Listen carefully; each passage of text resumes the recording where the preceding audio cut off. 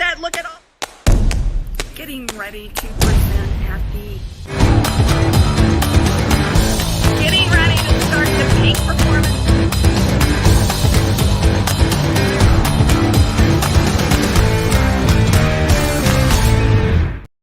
Hello, everyone. Welcome to the Savvy Sales Lady Live. And boy, do we have a real treat for you today with Rex Sikes. You know, the world has gone crazy. I think we'll all agree to that. It has gone crazy. And I have brought to you to help you with this craziness an attitude doctor. That's what Rex Sikes is. He can help you create your best life ever. And in sales, especially in sales, we are just bombarded with rejection day after day, every day. We can't get away from it.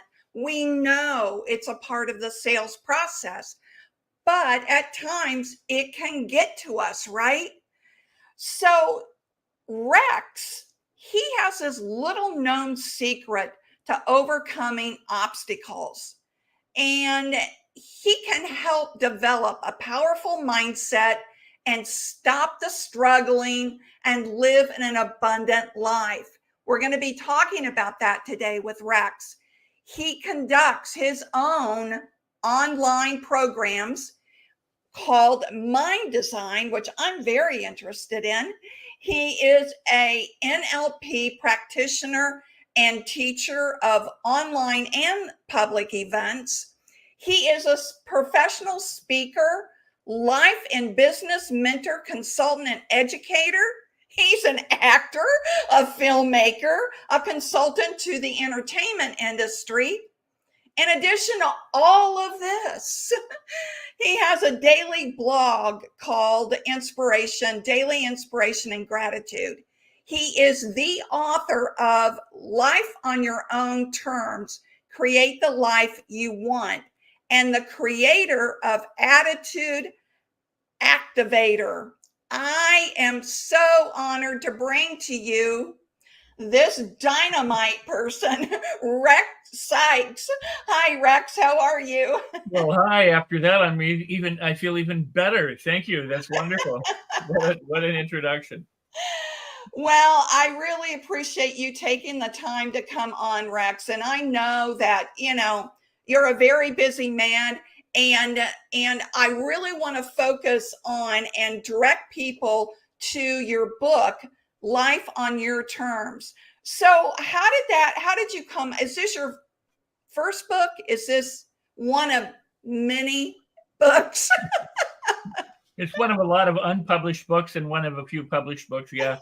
Okay. Some of them you might have harder time finding today because I pulled some of them off the market to revise them and update them. But Life on Your Terms is really a book that I was thrilled to write and put together because it is a roadmap, a blueprint, the methods, the principles, and the practices that anyone can use to enjoy more of life and enjoy it immensely more.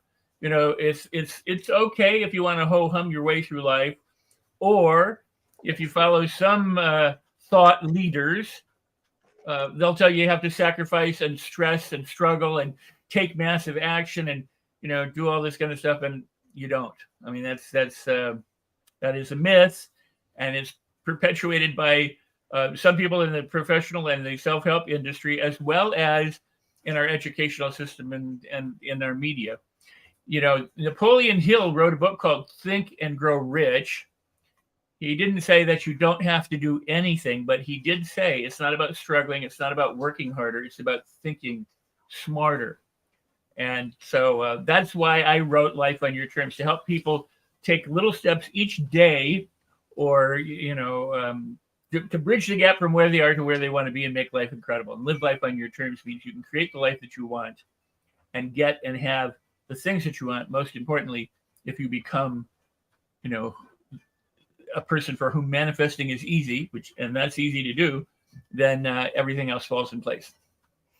So, what one nugget can you give people, especially in the negative? I mean, I'm old, Rex. I You am don't look old. old. You don't look old.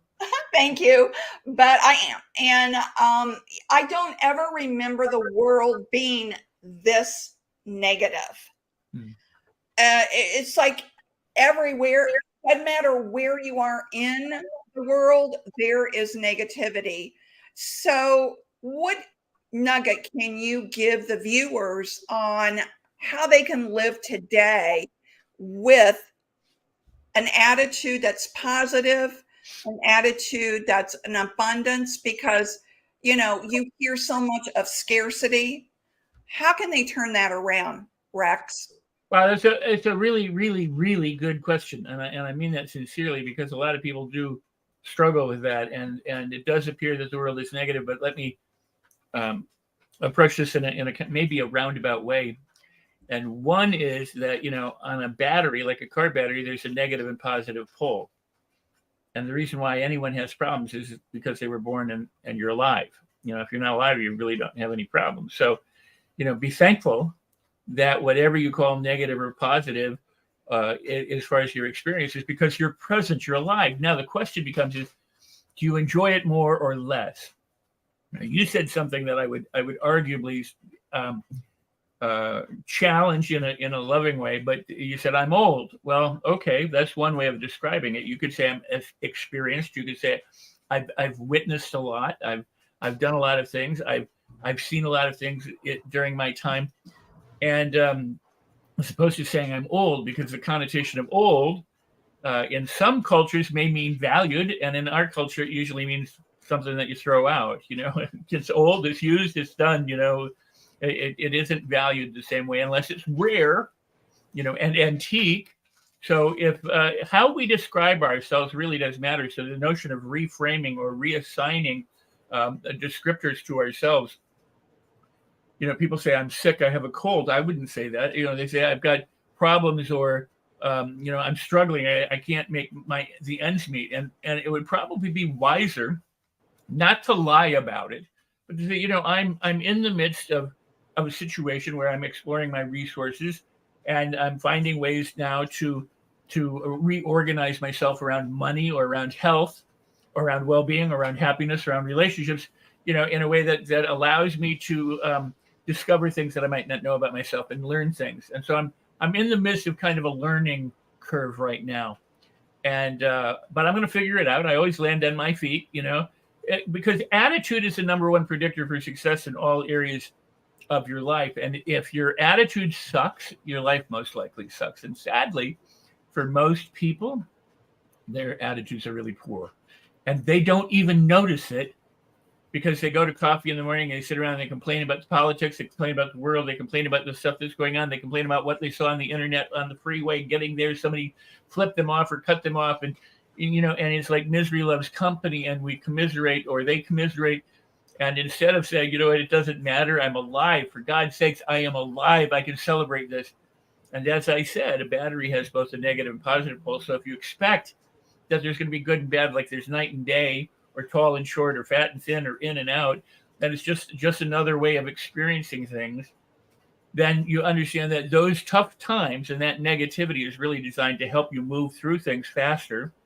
It's to create a situation where you're not feeling comfortable, you're uncomfortable, so you're willing to leave your comfort zone perhaps, or you innovate because you're discontent and you decide, I don't like this way, and so I want to change it. But it's not enough to just want to run away from it. You have to know where you're running. If a bear was chasing you in the woods, you don't sit there and watch the bear. You look at where you want to go to get safety. So it's not enough to stay negative, but it's okay to have negative as the impulse, or the input, or the impetus to move you in a positive direction. It actually creates a propulsion system. It makes you faster if there's something you're trying to get away from, or if there's something really important you want to get toward. Or two. I agree with you on everything, especially the part that I shouldn't say I'm old. Clint Eastwood was asked one time in an interview, this was in the last year, he's 90 some years old. And this young reporter asked him, how do you do it? How is it at 90 some years old, you're still making movies? And he said, when I get up every morning, I don't let the old man win. Right. Well, and I believe it was Bruce Lee who said, never joke about yourself because your brain doesn't have a sense of humor. It doesn't know if you say, I'm this, I'm that. And, and people do. I mean, people go, I hate my nose. I don't like the way I look. I'm overweight. They go, yeah, I'm tired. I don't have energy. I mean, people give so much credence and thereby perpetuate their problems by emphasizing them with what they say and how they feel about it. Because, people don't go, I'm really mad right now. They're not devoid of emotion. They're like, damn, I am so that emotion, or that emotion of disappointment or sadness or anger or fear or doubt are the drivers. It's not just the words, it's the feeling behind it. If someone feels old, that's different than just saying that they're old. But instead of saying old, say, I have plenty of vitality, and you focus on the things that you do. I every day, in spite of anything and everything, I still, and I affirm. I go, I have health, I'm healing, every cell in my body is vibrant and alive. I radiate light and love and peace and kindness and compassion and generosity to the world, because those are the things that I want to emphasize. Those are the things that I want to continue to embrace and embody, to allow, to accept, to invite, to receive, and to perpetuate. I don't want to be perpetuating, I'm tired, I'm weak, I'm this, so attitude is everything. It's the number one predictor in all areas of your life, especially in health and healing. It's the number one predictor in sales success, or the ability to communicate and get what you want professionally. It's the number one predictor of romance, because if you're a sour or dour, person, nobody's going to really want to hang out with you, except maybe you find another sour, dour person to misery loves company. Right. One of the things I teach, Rex, is, when you wake up in the morning and let's say you're going through a struggle in your life. Mm-hmm. Maybe you lost your job, or maybe things aren't great in your marriage, or whatever it is, right? You wake up and you've got that same nagging thought, like, I've got to find a job today, or I got to do this, or I got to do that. So whenever you wake up and you have the same thoughts from the day before, you're actually living in the past. Right. So I teach people to come up with a new thought the night before, just write it out on a Post-it note, stick it on either your alarm clock or your phone, or however you wake up, and put that new thought there, so that when you wake up to turn off the alarm, you see that new thought for the day, and you won't slip back into that past thinking. Right. Great because practice. You may know the statistic, but I think it's either 80% or 90% of the thoughts we have are just reoccurring thoughts. They're just habitual thoughts. Back in the 80s and 90s, when I was doing, and I still do, I do live events and online events, but my design and the NLP trainings and my other trainings as well and programs. We were an advocate. I believe Deepak Chopra was an advocate. We said that people thought an average of about 60,000 thoughts a day, and that above 80 to 90% of those were the thoughts that they thought the day before, which meant that there was very little in the way of new thinking. Now, that has been challenged in the same way that, you only use 5 or 10% of your brain power. Well, people have been misquoting and misstating that forever. It's not that you only use 5 or 10% of your brain. It's that you use 5% or 10% of your potential. Your brain is working however it works, and it works 100% of the time, 100% of the time. That doesn't mean that all of the potential is being maximized or utilized. It just means that it's operating. The brain actually works to conserve energy. It works on the law of conservation, the law of least effort, in order to conserve energy, to keep you alive so that you thrive. And so that, for example, if your brain scans the universe for things that are wrong, and people say, well, that's a negativity bias. No, it's not a negativity bias. It's a survival bias, and this is what most people miss. Your brain is designed to keep you alive by looking for those things in the outer world, and in some cases in the inner world. But in the outer world, that could threaten you, eat you, kill you, make you go away, kind of thing. And so the brain looks, and when it finds something, it drives you into fight, flight, or freeze. And when it does that, for example, it beats your heart faster, and it drives the blood into your extremities so that you can run or so that you can fight. It doesn't drive it into your cerebral corpus where you make decisions, because you don't really need to be thinking or doing math or figuring out philosophy or anything when there's a survival threat. So the brain does things, very deliberately and directly, succinctly, to conserve all of your energy so that if you have to flee, you can. Or if you have to reproduce, you can, that you have the energy to do that. Now, negative bias is a social phenomenon in which we are brought up mostly focused on the things that go wrong because of the people around us. We, as little children, were sponges, and we absorbed all the negativity and all the biases and all the opinions and all the faulty logic and all the faulty thinking and all the sad emotions. We got some good ones too, but we learned how to have, a focus on problems. When you went to school, for example, they didn't go, "Oh my God, you got 2 out of 100 right. You are a genius." They went, "You got 98 wrong. What the heck is wrong with you?" So we've been driven to have those biases by our conditioning. When you say get up in the morning, if your first thought in the morning is, "Oh God, my life sucks," yes, change that thought. You should wake up going, "I love my life. My God, I have another day. I have another, this is the day the Lord hath made, and rejoice and be glad in it," is a scripture, whether you believe the scripture or not, but or the Bible or not, but it's rejoice in the day. It doesn't say rejoice in part of it. It doesn't say just like the good stuff. It says rejoice in the day. That means all of it. All the little things that would normally annoy you, piss you off, get you angry, or really, really raging mad, celebrate those. That's why in my blog, in my work, everything in my book is celebrate everything. That's why I'm the attitude doctor and the mindset master and the celebrate everything guy.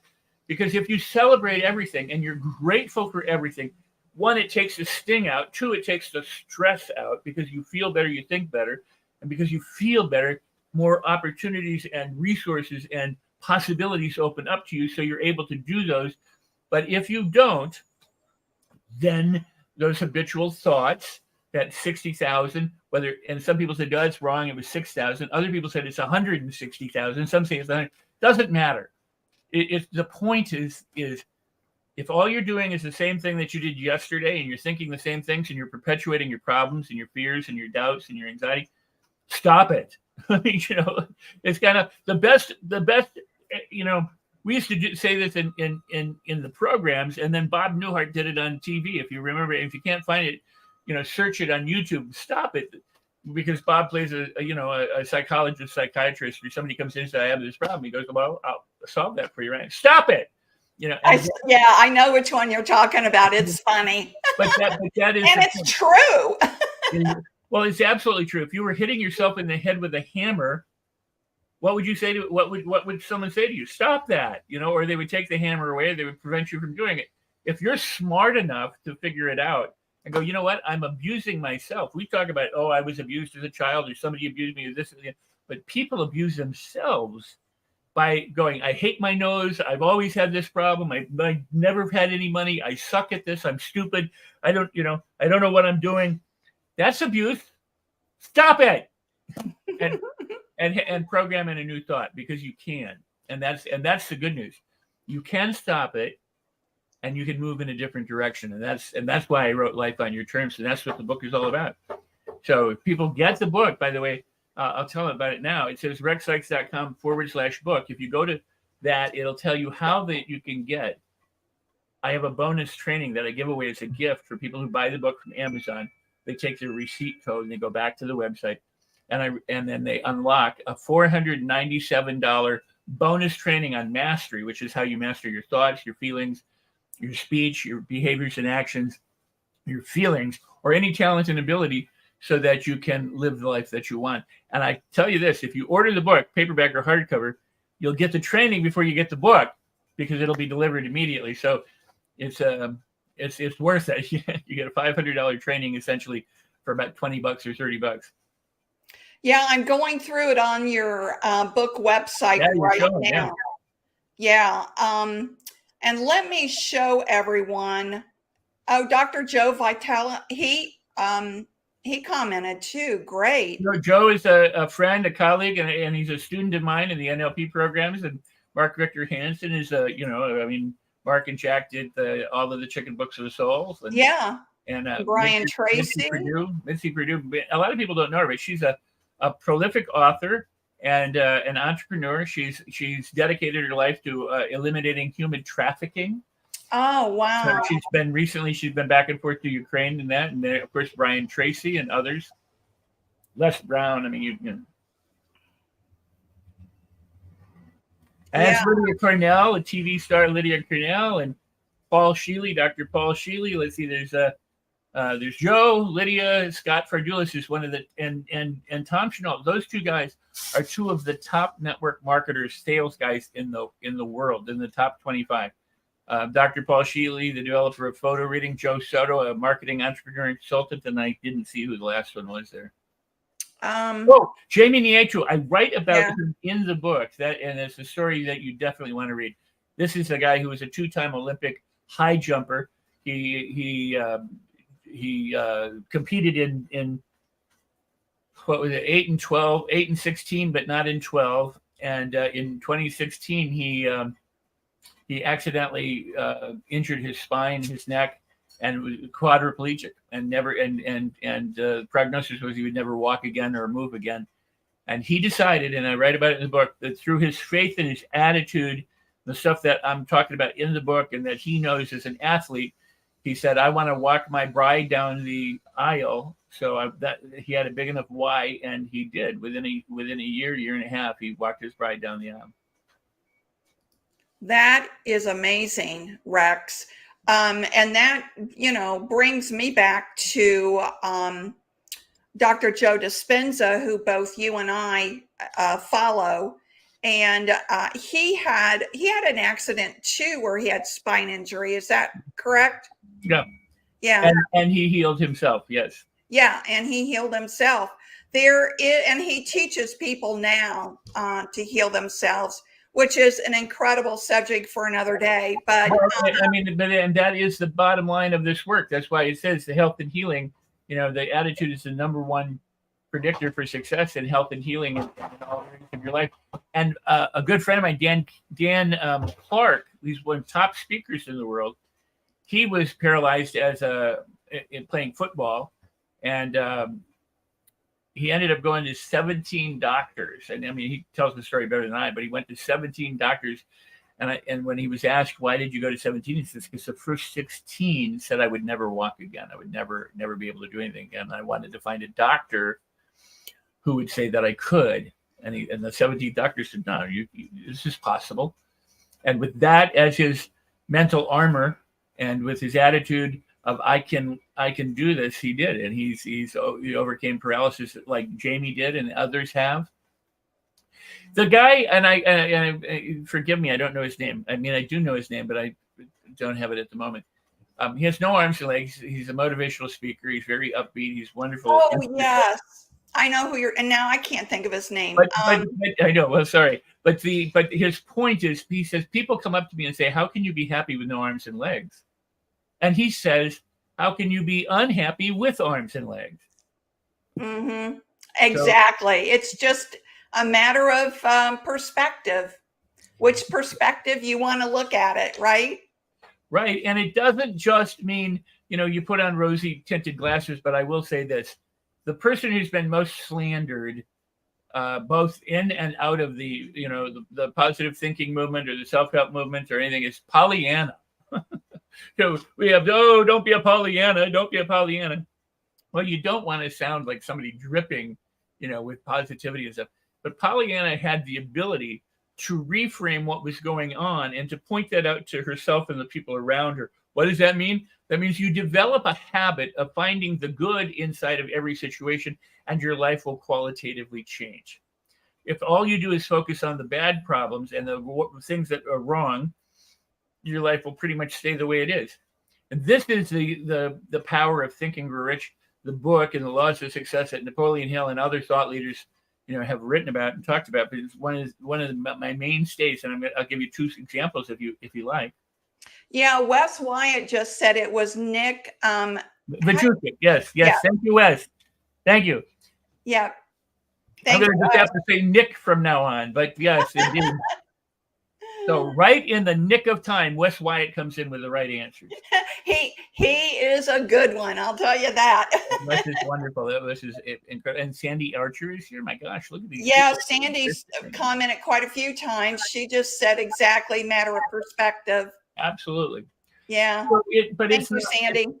Thank you. Yes, and thank you all. But it's not just, when people talk about having an attitude, I mean, there are things that you do that fashion, because what our brain really is a system of habits and processes, and it's devoid of any judgment. Your brain doesn't go, hey, Rex, or, hey, Christine. It doesn't care. I mean, that's why, Bruce Lee would say it doesn't have a sense of humor.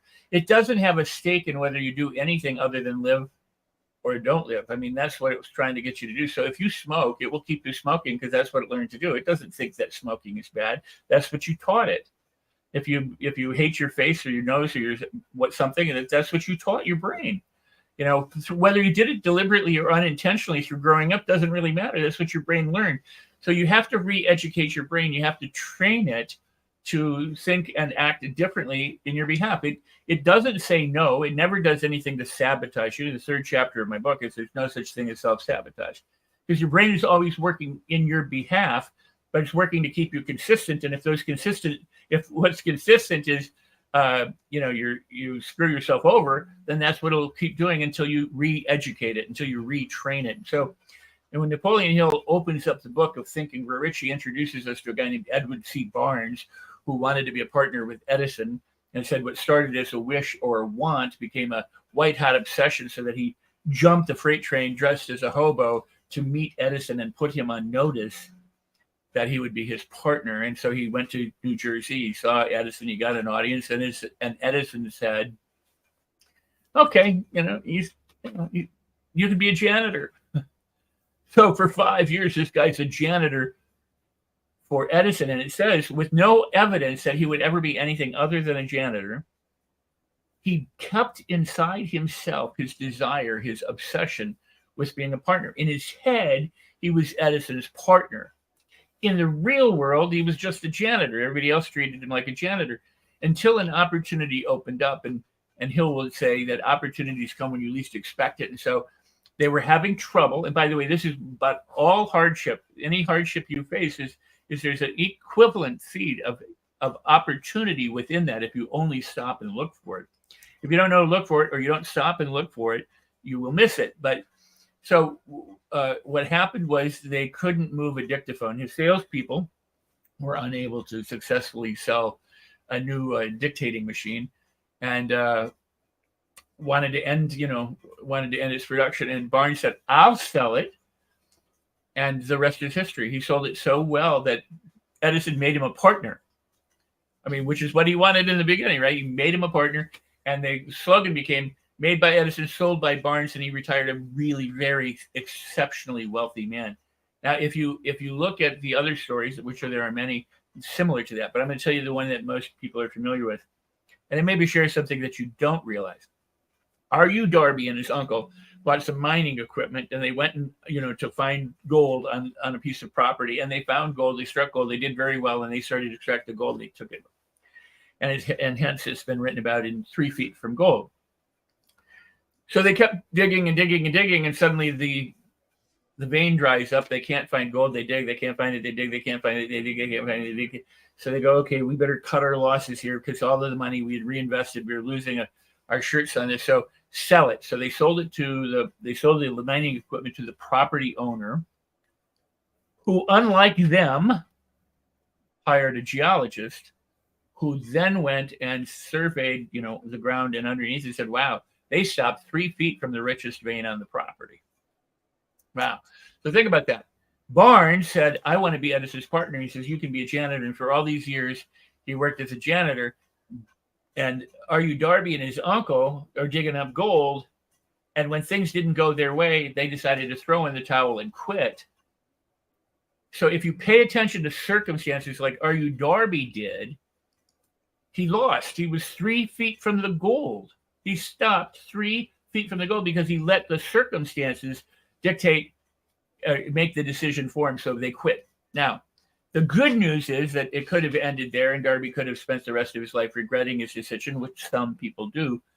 But instead, he said, I learned a very important lesson. That was to never allow anyone to say no to me and take that as the final answer. So he said he became a very rich person in the field of sales and insurance, not because he badgered people into saying, but because he didn't let personal rejection or professional rejection stop him from becoming successful in what he wanted to do. That's attitude. I mean, think about that. And for both those people, it's attitude. And that's why it's very, very powerful. And yet most people, attitude, they don't think of it as important, but it's truly, truly important. I remember a story about J.D. Rockefeller that when he was a young man, of course, he was brought I'm listening, but I had a light or something go out. I'm just trying to figure it out. Oh, did you have a light go out? Yeah. There we go. But J.D. Rockefeller, he grew up in poverty, and as the story goes, he was a young man. He was let go of a job, but the very next day, he put on his only suit that he had, and his job in his mind was to find a job. So he went door to door for 2 weeks straight before he landed a job. And and again, that's his whole attitude. He shifted from working from someone. Now his job was to find a job, and he did it 8 hours a day, 2 weeks straight, and he got a job. And when people have lost their job, I always tell them that story, because I tell them, now is your time. Now for 8 hours a day, you're job hunting. And even in this day and age, people fight me on this, but I've had people that do it, and Rex, it works. I tell them, don't send in your resume. Go to the place you want to work, hand them your resume. Ask for the hiring manager, hand them your resume. And that'll get you in the door faster than being one of 1,000 people applying. It's an amazing thing. In the acting world, for example, and when I was a young actor in my teens and early 20s, the last thing on earth I wanted ever to do was audition. I mean, I wanted the opportunity, but I hated auditioning, because you would come in and these people in suits or not suits would look at you, and you do your thing and they go, okay, thank you. Because so many factors are either you're tall enough or short enough or good looking enough, whatever. What I didn't understand at the time was, they're culling through hundreds, maybe thousands of people to try and find a person for the part. So they want you to succeed, but they're the gatekeeper, right? There's a lot of factors that need to be there for that, but they're actually on your side. They would rather have you be the person, so they didn't have to go to the next 300-400 people. They could end their search right there if you do it right. But I didn't realize that. I thought they were against us. They were, they didn't want you to succeed. They were, so I looked at it really badly, and poorly. So Errol Flynn, he wrote a book called My Wicked, Wicked Ways, which arguably was ghostwritten, but the very first page or two, he says, I'm down on my luck. Things aren't going well. So I got dressed to the nines. Essentially, I got dressed up, put on my best suits to go out and meet people, because you don't want them to see you looking down and out. You want them to see you looking like you're on top of the world, which is an attitude thing. It's a presentation thing. It's if you walk into any job, and this is especially true about actors, but if you walk into any job smelling of desperation, they smell it. They know it. They can tell. As an actor, you want to walk in and go, I own this part. I am the part. I am the character.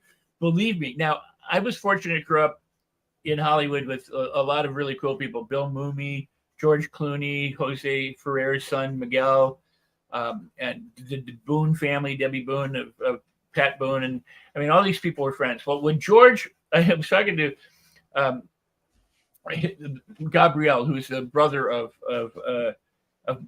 there's 5 Ferrer kids. He was the second oldest or third oldest, and he said, we were talking about George, and he said, George really lobbied for the part on ER. He had been one of the best kept secrets in Hollywood. He had done all sorts of pilots. He made money. He was making money as an actor, but he didn't break through. He didn't have the fame that he does today.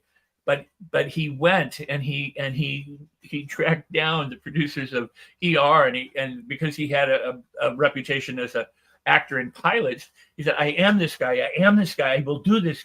I am the guy. There's nobody who can do better than me. They let him have the job, and the rest was history. That was his breakthrough role, was whatever the doctor's name on ER. And since then, obviously he's a great actor and a Academy Award nominated actor, producer, and director. I mean, he's done a lot of work, but it was his attitude, his Errol Flynn's attitude, you don't want to be overconfident where you're bragging, where you're egotistical, but you want to know that I can, and you want them to know, and you need to know, I can do this. I got this. This is in my wheelhouse. The problem with salespeople is like the same problem with young actors, child actors. I always say, by the way, that Hollywood is an overnight success is 10 or 15 years, unless you're an 8-year-old child. Because if you go into IMDb, the Internet Movie Database, and you look at people who you now know, they for years were unknown, doing tiny roles and bit parts, and they worked their way up until they finally kind of got noticed, and then they had a role that led to another role that led to another role, and then you and I become familiar with them. So meritocracy, number one, in Hollywood, and number two, very few people, unless you're a child star, who's have an overnight success where somebody goes, you, and then they're just a big star. It happens occasionally. It's the dream in Hollywood, everything, but that's not how it actually works. People are dedicated. They work hard. They develop their skills, their chops, so that when opportunity opens, they can step through that door and take hold of it. But what happens with children too often, sadly, very, very sadly, is that they get a prominent role in a TV series. They're a young child, the brother, the sister, or siblings or whatever. And they are popular, and they're coddled, and they're pushed by stage parents or by the producers or whatever into being successful and to doing their role. And then when the role is over, if they don't transition into other roles, or if they get into that gangly, ugly phase, which we all go through as teenagers, and they're not be able to find work, they don't know what to do because they've never really been told no. So because they don't grow up with people saying, no, you can't do that, this is not right, they don't know what to do, and suddenly says, nope, you're not right, you're not the right part, no, we can't use you, no, and it freaks them out. So a lot of them turn to drugs or alcohol or to other things in order to feel fulfilled and try and figure their life out. And the same thing is true oftentimes of salespeople.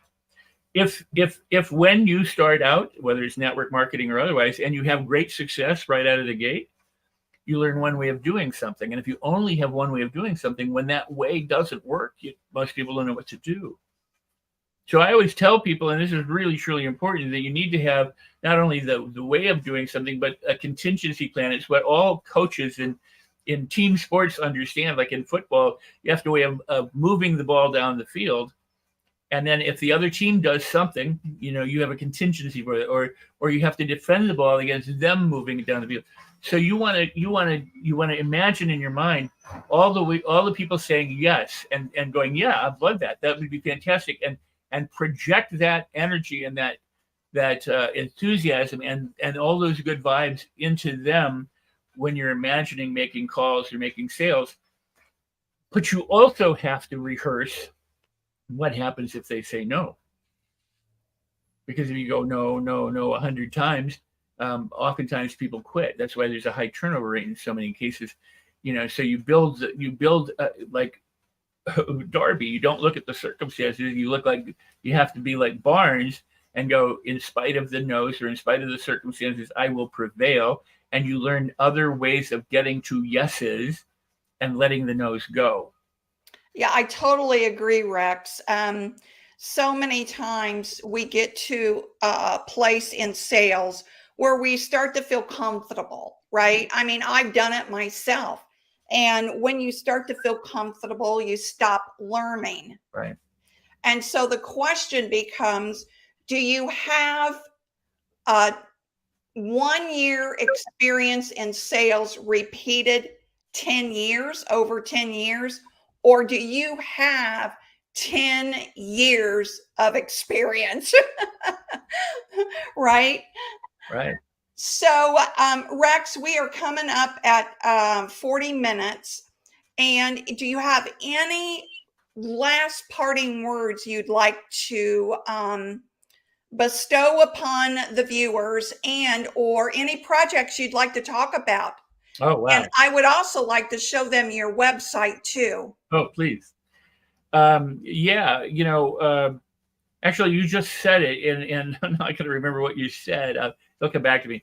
But you want to be always exercising your ability to get outside the comfort zone. And there's a reason for that. What you said is, if it doesn't work or something happens, this is life offering you the opportunity to learn to do something new. So always remember that hardship, or what we call failure or disappointment, or the struggles that you face, are actually really, really good for you to help you learn and to continue to grow and get more to the 10 years of experience instead of just having that 1 year of experience. And so this is my website. Come and visit me. It's at rexsikes.com. And there's some of the programs here. There's the Attitude Activator. I encourage everybody to get the Attitude Activator. It is a done-for-you audio program you listen to with headphones. You take some time and relax. It helps you develop the right attitude that you need to be a better learner, a better husband, a better wife, a better whatever, a better salesperson, because it's a template. A lot of people make like audio programs that are quit smoking, gain weight, learn confidence, feel sexy, and all that. This is one program you can use for all of that. So I recommend that people get the program and use it to develop the attitude that you want, whether it's a childlike curiosity, calm and peace. People use it to go to sleep at night. They use it to wake up in the morning and feel vibrant and alive. The Ultimate NLP Home Study Program, if you have any problems or you want to learn how to communicate better with other people, and you want to be able to eliminate those kinds of things, that's a powerful program for that. My design is all about how you design yourself so that life is just absolutely sumptuous and incredible and wonderful and amazing. And then how to get people to do what you want is to be able to communicate, to be able to sell, and to be able to take charge of your life by being able to influence and persuade people respectfully the way that they would like to be influenced and persuaded, whether they realize you're doing it or not. You can get my free gift. Sign up for the newsletter there at the website, and I hope you'll get the book. A lot of stuff. I mean, there's a lot of stuff, and I hope you join me because I'm in this to meet you and to meet people. I some people want big stadiums, and I've done large stadiums, or they want big rooms with 500 or 600 people. I would rather be in a room with, say, 25 or 50 people where I could meet everybody, hang out with them, have coffee with them, eat and we do that at our, at the retreat center and things like that. So that to me is what life is about, because it's the people that you know that are the richest in life, and the experiences that you have and that you share. So never let anything rain on your parade. Remember, this is the day the Lord has made.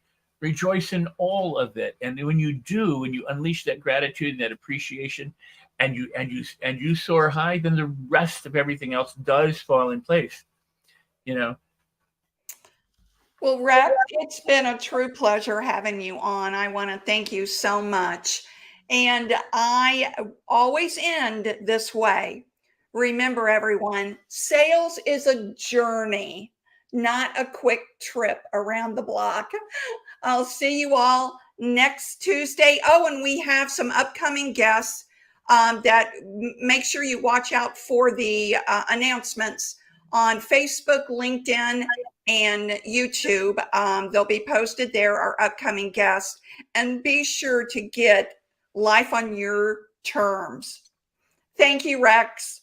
Well, thank you, Christine. I really appreciate the opportunity, and much love and peace and blessings to all of you who are watching. And what I would say is share her show whether I'm on it or somebody else, be sure to share this out and spread the good word and spread the light so that more and more people can benefit from the work that Christine does and all of her guests. So thank you.